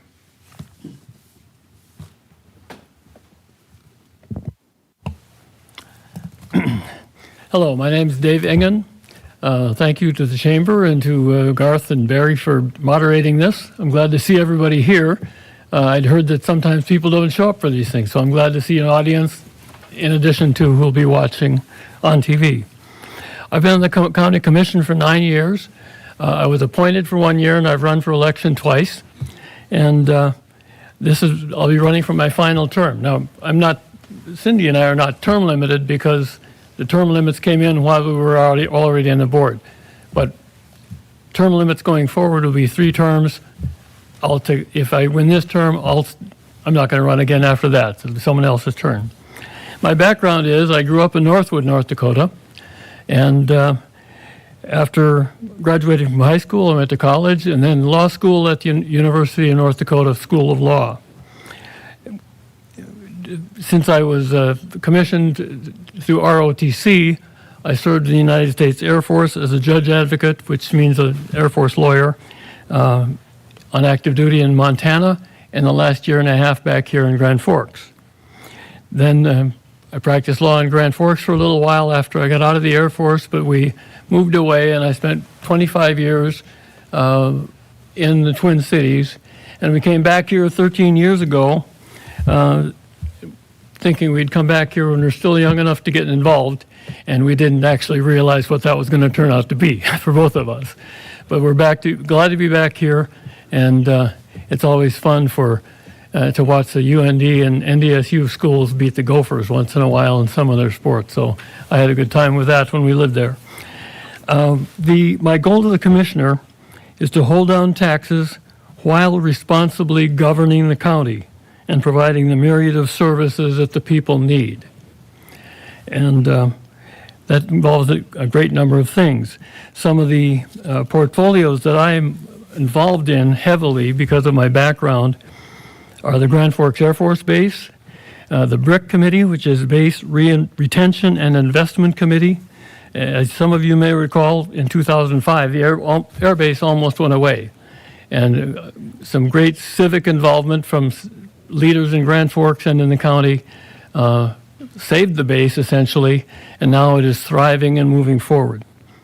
In addition to the Air Base, one of my portfolios is Grand Sky, and that has become the premier UAS unmanned aerial systems park in the country. I'm on the Economic Development Corporation, and as you know, the EDC is charged with trying to improve business opportunities here in Grand Forks. And sometimes that means you give a tax break to companies when they come in. A couple of examples are General Atomics and Northrop Grumman. And look how that has turned out, because they are fully paying taxes now. And last year, the Grand Sky area brought in $2 million in property value where it had been just barren land before. So some of those things are quite important. I oversee the Sheriff's Department, the State's Attorney's Office. I'm on the Legislative Committee. And there's a whole bunch of other things, of course, that we will talk about as we go on. But one of the things that we can't control in the commission is we can't control assessment. The city assesses its properties. The county assessor assesses county properties, but has we have no control over the assessor. We can't tell them what to do. And the state values farmland. So we are not the ones who are changing the values that result in sometimes your tax bill being a little higher. We can talk about it later in this program. Go ahead.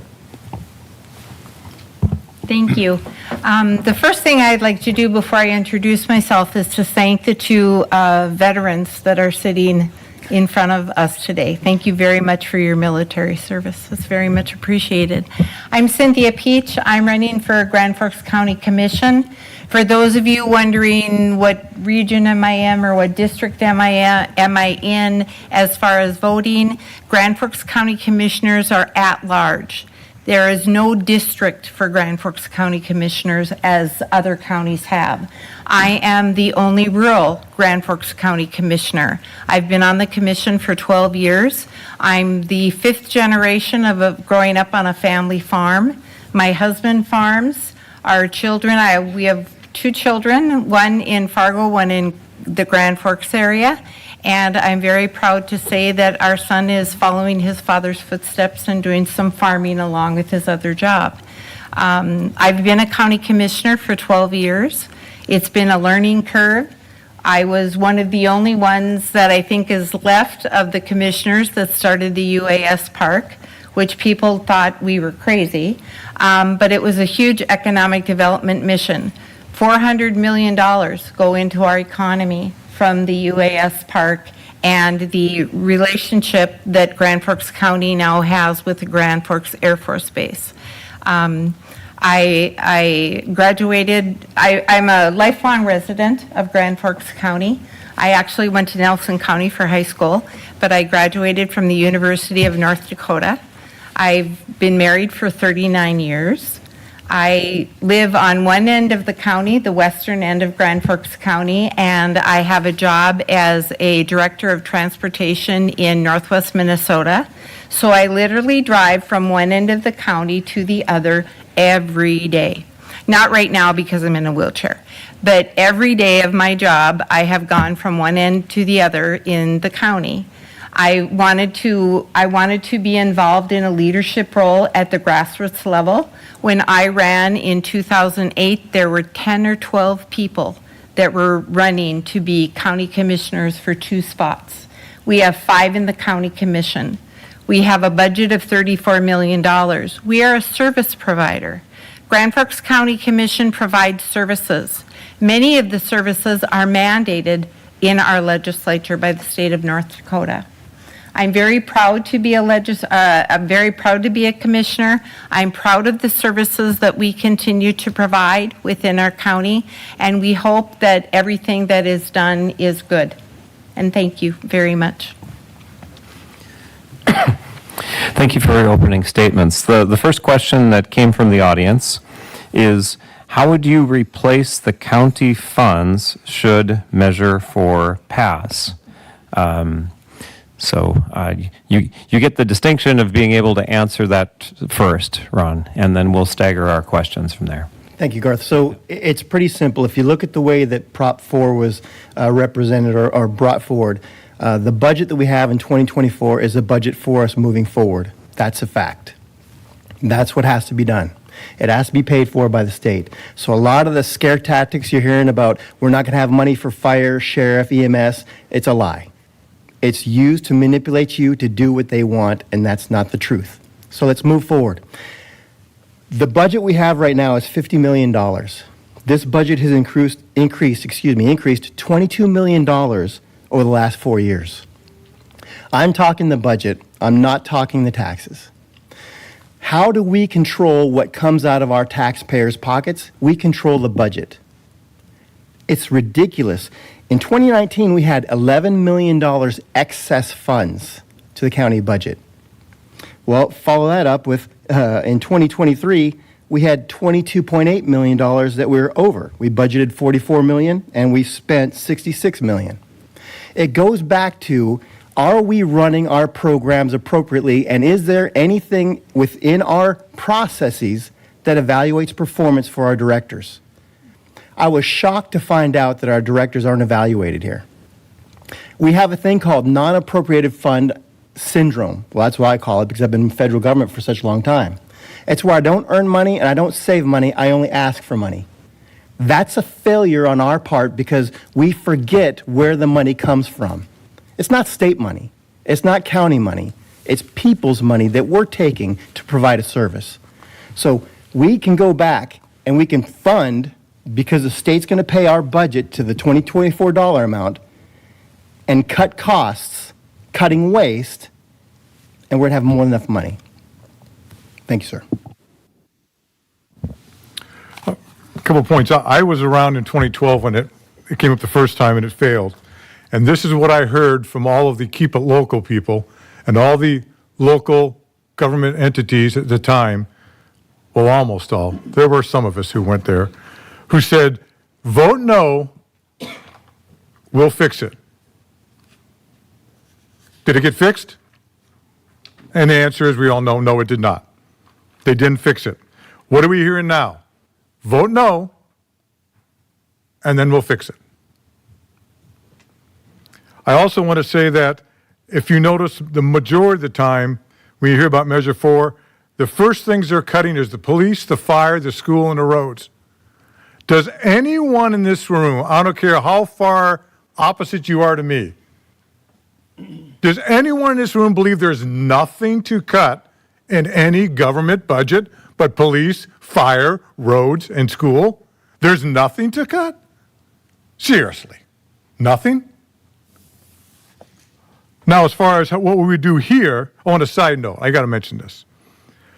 How much time do I spend a night when I go to bed laying awake in terror, fear, and anxiety that the federal, state, or local government won't have enough money? You guessed it, that'd be 0 seconds. They'll get their money. Now, as far as here, if it's passed, we'll have to make it work. Well, the state has, once again, they apparently have nothing they can cut. The county has nothing they can cut but police, fire, school, and roads. We can look for things to cut. In the measure there are a way, we just step away from assessed value. If we choose to at the county level, we could have a square footage fee on the property. There are myriads of things they could do if we needed more funding. We're going to be okay the first few years, but after that, as it goes up and we're done with cuts, then we have to look for something else. But the answer is not, from what I hear, once again, trust us. We really mean it this time. We'll fix it. Thank you.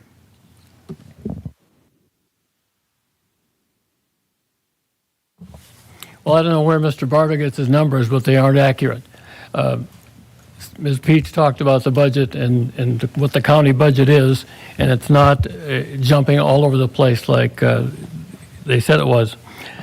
With respect to Measure 4, if you get the Herald either online or in the print form, last Saturday, on October 5th, Saturday edition, there's a letter in the community engagement section from 3 prior North Dakota tax commissioners, Rick Kleberg, Corey Fong, Ryan Rauschenberger. They signed this joint letter, and I'd like you to read it because they explain why it isn't so simple for the legislature to just say, okay, we can come up with this. Because they specify numbers that it took me twice to read to understand, but it's really well done. And they say, Measure 4 proponents' plan is not realistic. In fact, it's reckless, and this is why, and then they give the answers to that. Later on in the letter, they say, Measure 4 doesn't add up. It's not even close. No amount of disciplined belt tightening as suggested by the proponents can make Measure 4 workable. It would be devastating. And some of you, I'm sure you've all seen the TV commercial saying to vote no on Measure 4. And there's at the end of the commercial, there's 3 dots going across the screen, and it says, what's the plan? And then it says, no plan. Well, that's what they have. And good luck to our legislators trying to figure out how to cover $3-some billion in a biennium just to make things work for a couple of years. if they want to rob the legacy fund of all the money to do it, how long would it last? I've heard estimates of 4 to 5 years. So I'm not the expert on this, but I do read things that are put out there by the experts, and they make a lot of sense to me. And I would be happy to talk about that kind of a tax reduction if someone had a plan. What plan? That's all there is. Garth, I was called by name. I'd like to respond, please. So, Absolutely not. so he called me up by name saying he don't know where I got my numbers from. Sir, you can respond during the next time you speak, but this is a forum, not a Okay. debate. Thank you, sir. Respect that. Thank you. Thank you. Thank you. I would have concerns about Measure 4 because of all the school district issues that have taken place in previous years. School consolidations, programs, small communities not having the funds to be able to run a school.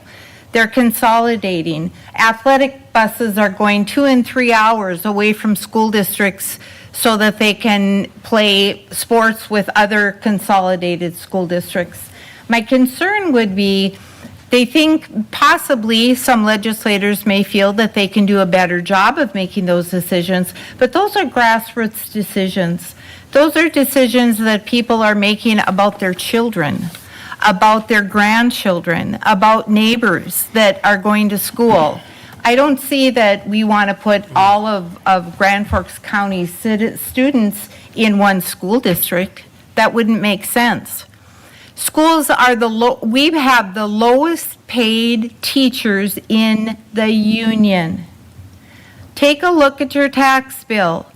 See what's coming out of the tax bill, not from the county, but from the city, from the school district, from the park district. Become more educated on what you're paying, and it's based on assessed value. But if the legislature were going to have school districts, maybe they wouldn't have the quality of initiatives that we have at a local level. Yes, I've done pizza sales, wrapping paper sales, you name it sales, to support the local schools. And that's okay, if that's what we have to do. But of course, we've been cut down because of the money going into buildings. Look at school districts. How do they keep their buildings going? Buildings are albatrosses. They're very expensive to continue to maintain. As a homeowner, it's expensive to maintain. But I'd be very concerned about turning local decisions over to the state legislature. I fear that their opinions may not be what our opinions are on a local level. Thank you. The next question is, and we'll start with Terry Bierke on this one. What changes would you like to see in the next 4 years by the county, or what would, if you're the incumbents here, what would you like to see through? All right, well, first of all, obviously, it takes 3 votes to do anything. So I'll give you what I would like. Gets 3 votes, I guess we'd find out. Track record at the city level wasn't that good, but we'll see if I get elected. Number 1, we need to do a 6-year capital improvement plan. To have a courthouse roof, the courthouse itself, a parking ramp, a sheriff's office, it's hard to remember them all, a juvenile detention facility, and a jail, all at the same time, doesn't sound like a plan to me. So we need to have a detailed capital comprehensive plan to list the county's infrastructure, what it has, how often it needs to be replaced, buildings, roads, culverts, whatever, and get this in very, very, very detailed fashion. So we have a plan. Like I said, cement falling on cars is not how you should decide that the ramp needs work. The number 2 is the budget. There are 2 types of budget. There's the standard, what's called baseline budgeting, where the entity got $1 million, these are all hypothetical, they got $1 million last year, so they get $1 million plus inflation this year. I prefer zero-based budgeting. You get nothing and we'll start from there and build our way up. Just because you got $1 million last year doesn't mean you need $1 million this year, plus inflation. We need to prioritize the budget. Public safety and infrastructure is at the top, the rest is at the bottom. We're out of money. We're not raising taxes, then something that towards the bottom is going to get cut. Because the sheriff needs to take care of the bad guys, the state's attorney needs to prosecute, and we need to have the roads and the culverts and stuff taken care of. But we don't need to worry about needles for heroin addicts. Thank you. Just a quick comment, the needles for heroin addicts was not a county project in the first place. So I don't know what that's got to do with what we're talking about. What I want to see finished is some of the projects that we have going. But keep in mind, they didn't all happen at one time. In 2019, we were in meetings with the police department saying you'll have to move the sheriff's office at some point. Then COVID hit. Everything got delayed. And at about the same time, the plan had to be made to expand the correctional center. It was filling up. In fact, at our meeting, in the county commission meeting today, it's full again, and the penitentiary is full. So to the legislators who are still here, please expand the penitentiary when you get a chance this next year, because our correctional center, even when we get it finished now next year, is going to be stressed quite quickly. But the point is that in 2020, we had a study done on the jail. The correctional center, the state's attorney, and the sheriff's office, and the youth assessment center, which used to be juvenile detention, would all go in that building. But during the inflationary period after COVID, and the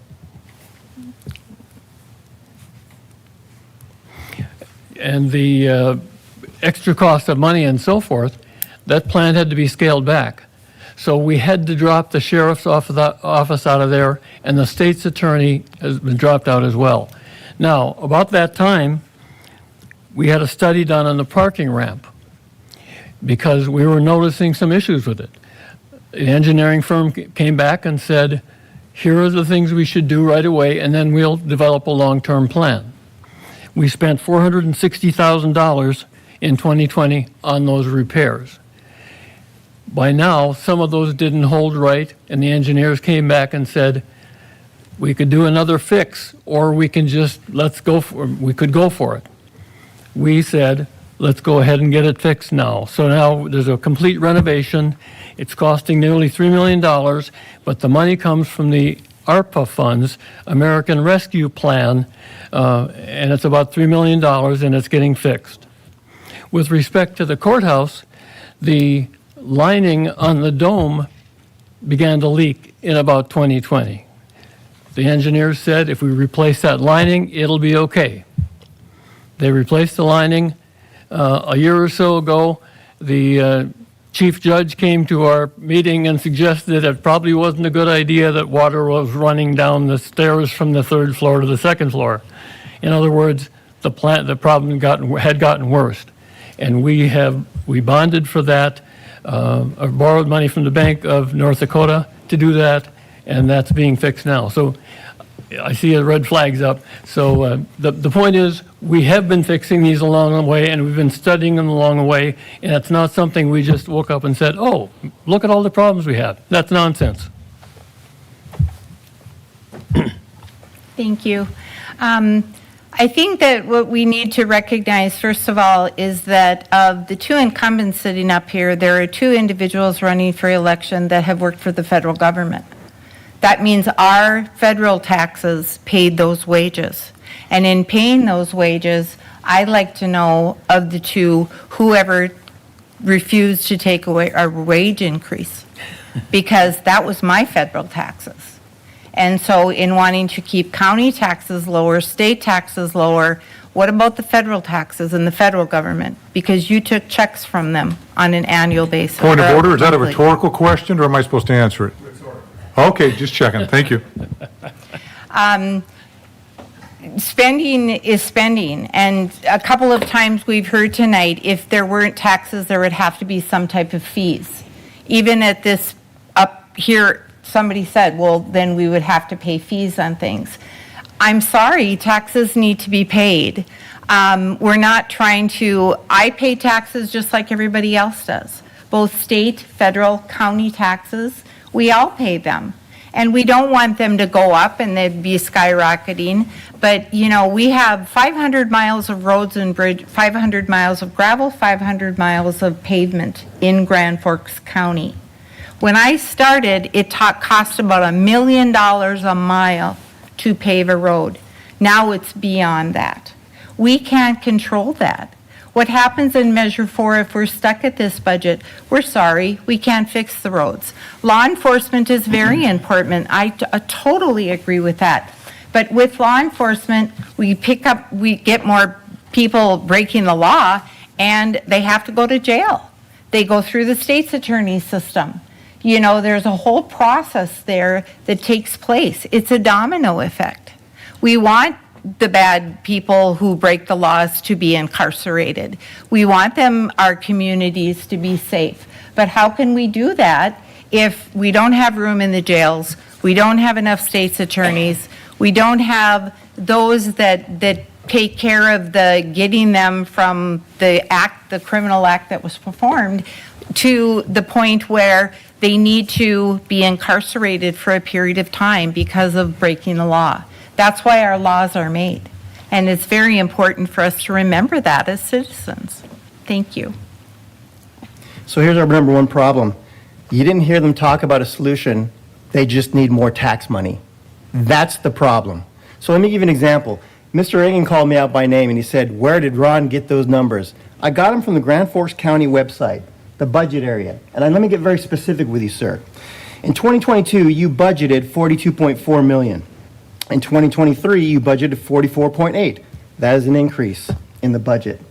Then in 2024, you budgeted 50.1. And this year, you budgeted 59.8 million. Those aren't my numbers. I didn't make them up. I went to the website, I downloaded the budgets, I went through the budgets, and I questioned, why do we always increase?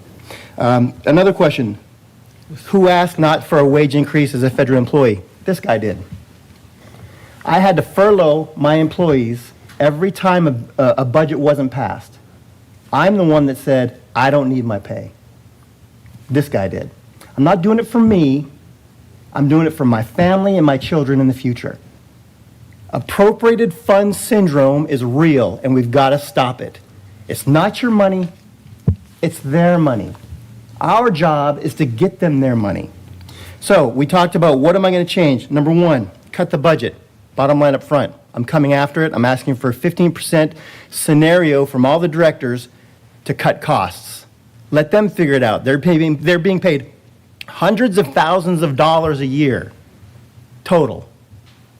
Make them do their job. My job, oversee them doing their job. My job, establish metrics to measure performance. My job is come back and say no. Appropriated funds, you're not getting it. Next thing. What's the so what? Let's talk about the needle program. He voted to keep it. Why am I giving needles to illegal drug users when I have people that have diabetes that need needles and they have to pay for them?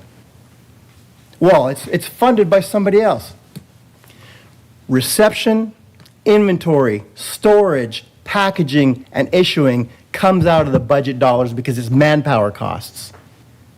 You've got to look at the second and third order of things and quit buying off on we just need more money. They've got enough money. It's silly what we're doing. Program management, and finally, the facilities management plan. We've got to get on top of it so we're managing our facilities instead of reacting to our facilities' failures. This isn't rocket science. It's done all over the world. We can do it here. A lot of opportunities. Thank you. So thank you all. We have 1 minute opportunities for a closing statement, and we'll go in reverse order, starting with Cynthia. I'd like to thank everybody for coming this evening. It shows that you care. Please, just a word of advice, please read up on the measures. There are 5 of them. to vote on, and they're kind of confusing. I don't have a law degree, but I have to do lots of rereading to be able to understand what they mean. It's important for everybody to get out to vote. As a rural resident of Grand Forks County and probably the only agricultural representative, the number one impact in Grand Forks County is agriculture. We need to support agriculture. That's where our food is coming from, and that's important. A lot of people don't know that. They see it coming from the grocery stores. It's coming from our farms, our laborers, the ones that are working hard to bring in the crops. The prices aren't great out there, but the largest crop in the county of Grand Forks is soybeans. Epitome Energy, yes, build it. Increase the economic development. Find ways to take the tax base, and I'm sorry, taxes, fees, whatever we need to pay for it, find a way to push that out so that not everybody's taxes are higher. We share more costs with more people coming into the communities. That's important. I'm running for re-election for one last time, and if you don't vote for me, that's fine, but please get out and vote. Everybody should take their opportunity in the United States to vote, and unfortunately, only 30 or 40% of our population does it. And we need to have more and more people getting to the polls. Go vote early in Grand Forks County. You can go to the county office building and you can vote every day during the week now. So if you don't want to stand in line or you don't want to deal with that, you can go vote early. It's very important for all of us. Thank you. Right. Just quickly, I'm going to list some of the things that the challengers suggest should be cut 15% without any problem whatsoever. Keep in mind that we collect taxes for other entities, and Ms. Peach talked about that. Oh, by the way, some people think that Northwood's kind of rural too. I don't live on the farm, but Northwood isn't exactly Grand Forks. So there's kind of two of us from the rural area at least. But anyway, the things we do, the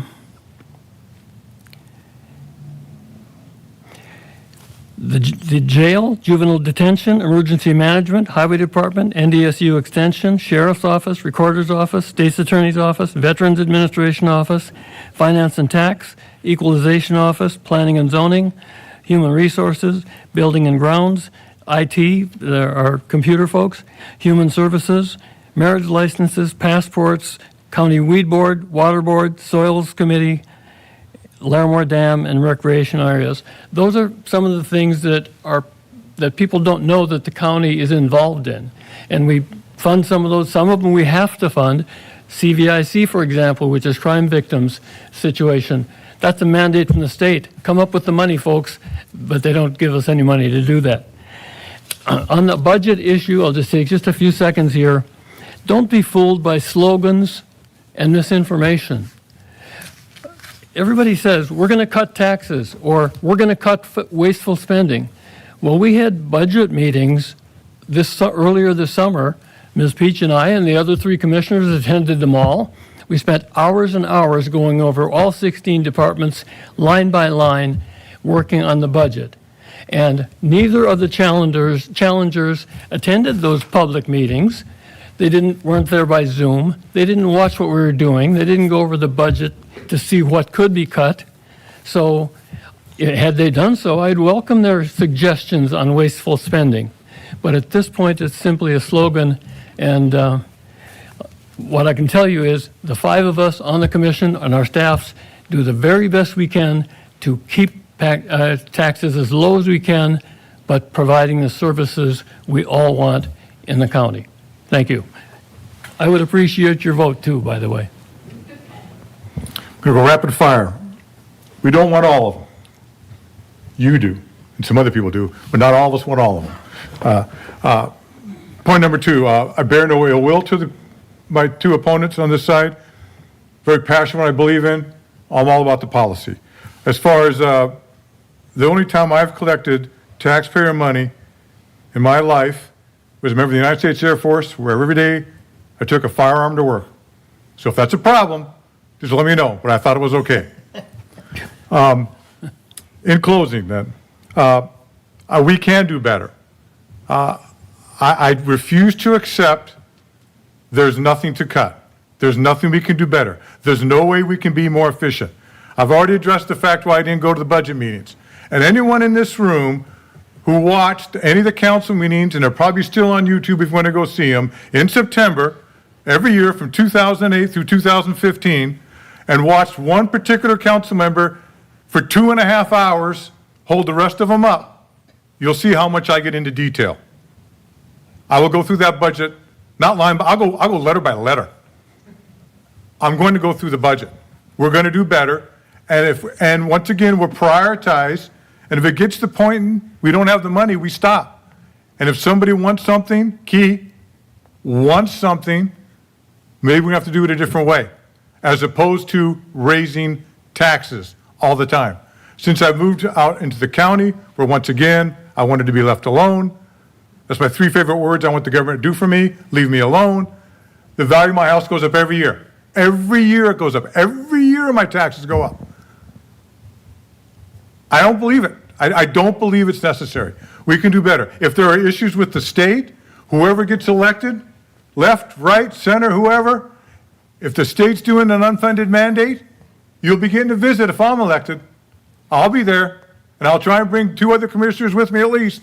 We'll let you know if you're doing unfunded mandates, we want something done about it. I will be a voice for the people who have had enough. Thank you. You heard it said tonight, don't be fooled by slogans and misinformation. He said that in his article that he published in the Herald. And he said very clearly that he balanced a budget with no tax increases. That's misinformation. When I am elected, I'm going to make the directors do their jobs. I'm going to oversee the director's performance, and I'm going to cut the budget for Grand Forks County, which in turn cuts the taxes at the county level. Ms. Peach was very clear. The county is the 3rd largest taker of the funds. You have 2 above us that are very, very large takers of the fund. And we've got to communicate effectively with them. They have the same problems we're seeing with our county administration. You've got to have KSAs, knowledge, skills, and abilities. You have to understand process improvement. You have to dig in deep to the programs we're running and find those efficiencies that are there. You've got to ask that question, how does it benefit our taxpayer? How does it benefit our county? That's not being done. I was in your meetings for the budget. I did not attend.